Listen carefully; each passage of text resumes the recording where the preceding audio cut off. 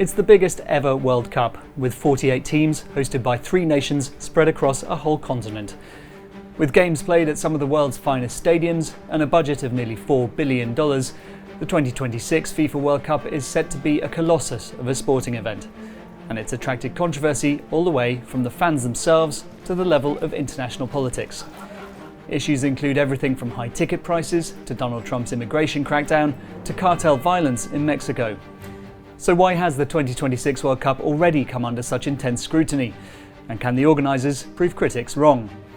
For everything on this and all the world's top news stories, don't forget to subscribe to AFP. At 86 years old, Fernando Rueda still likes a bit of a kickabout and has fond memories of both times his country, Mexico, has previously hosted the World Cup. Yo en los 70 estaba recién casado, pero lo seguí puntualmente. Ya en el 86 sí ya tuve la oportunidad de asistir a través de los abonos. Del 2006. As 3 generations look through their World Cup memorabilia, it's clear that Fernando's son and grandson are also football mad.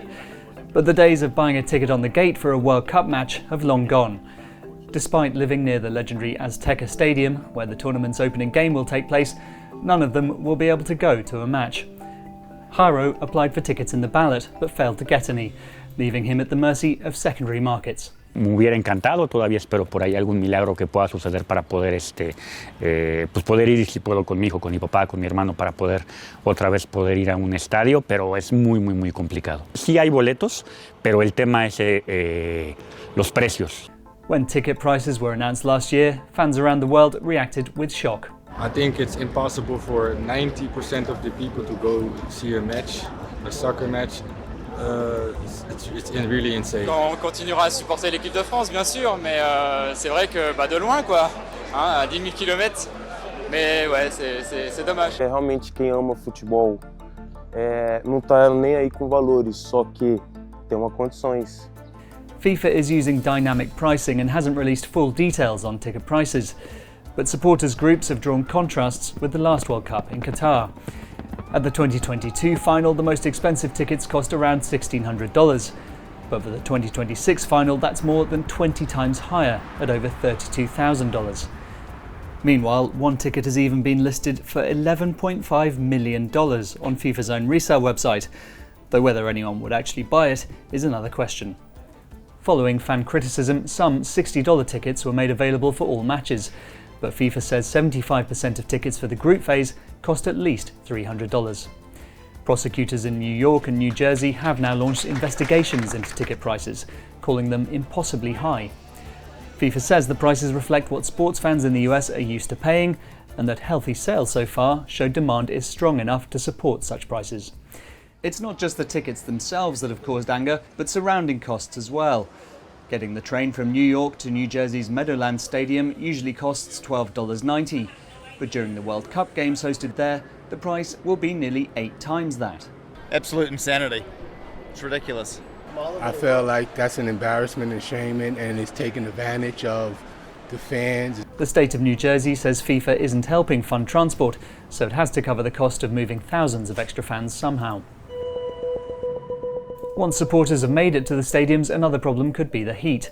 Scientists from the group World Weather Attribution say climate change means the risk of dangerous heat at matches has doubled since the last time the US hosted a World Cup in 1994. Heat was, of course, a challenge at the Qatar World Cup, but that was held in the winter, and most of the stadiums there had built-in air conditioning.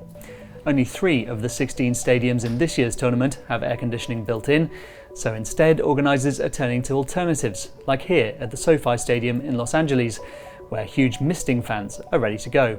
So we will place these throughout the building in those areas that we have the highest density of fans, and in the areas where the natural air movement of the building can take that cooled air and help circulate it throughout the building.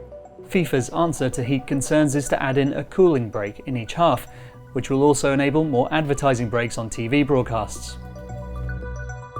More than any practical challenge, it's the politics surrounding this World Cup which have proved most controversial. FIFA President Gianni Infantino has done all he can to stay close to US President Donald Trump, with the two men's relationship encompassing far more than just football. Last October, Infantino appeared at a summit about a peace deal in Gaza, standing alongside world leaders even though there was no clear link with football. 2 months later, and shortly after Trump had expressed annoyance at not being awarded the Nobel Peace Prize, Infantino awarded him a newly created FIFA Peace Prize at a ceremony in Washington. FIFA has also risked getting drawn into US immigration policy. Workers at the Los Angeles Stadium held a protest last month, saying they would go on strike if ICE immigration officers were allowed to patrol during the tournament, and calling for FIFA not to work with the agency. We cannot celebrate the World Cup while workers, the tourists, and our immigrant families and local communities are made to feel unsafe in Los Angeles. At the height of the federal government's deployment of ICE officers last year in mainly Democrat-run cities, tens of thousands of residents were arrested, sparking unrest across the country. Gianni Infantino was at Trump's side as he suggested FIFA could move matches from Seattle if the city didn't cooperate. Johnny, can I say we will move? I don't think you're going to have this problem, but we're going to move the event to some place where it's going to be appreciated and safe. Yeah, well, I think safety and security is the #1 priority for a successful World Cup. FIFA's backers say it makes sense that Infantino stays on good terms with the president of the World Cup's main host nation. Meanwhile, civil rights groups have also flagged risks for fans and players travelling from abroad being caught up in the US immigration system. Every player, fan, journalist and resident has the right to participate and protest without fear of sanction, arbitrary detention, or any sort of discriminatory treatment, and in this case also of deportation. One team that has already run into visa problems is Iran, after the US and Israel launched a war against the country in February. President Trump has said the team will be welcome to play its matches in the US, but they will now be based just over the border in Mexico to avoid overnight stays in the United States. The US isn't the only country where fans face risks. Just over 100 days before the World Cup, this was the scene in Mexico's Jalisco state, following an eruption of violence after the Mexican army killed a drug cartel leader known as El Mencho. With 4 matches set to be held at the stadium in the state's capital, Guadalajara, Mexico's government has promised 100,000 security personnel will be mobilized across the country, while Jalisco state has been investing heavily in new technology. Nosotros lo primero que estamos haciendo es poder fortalecer con infraestructura tecnológica el centro, inteligencia artificial y renovar softwares. ¿Qué nos permitirá esto? Crecer el número de cámaras de videovigilancia de 7,000. Lo que queremos alcanzar son 13,000 cámaras de videovigilancia. Some of the cameras deployed around games in Mexico will even be mounted on robot dogs. They contain loudspeakers for two-way communication and enable the police to monitor live video of a dangerous situation before taking action.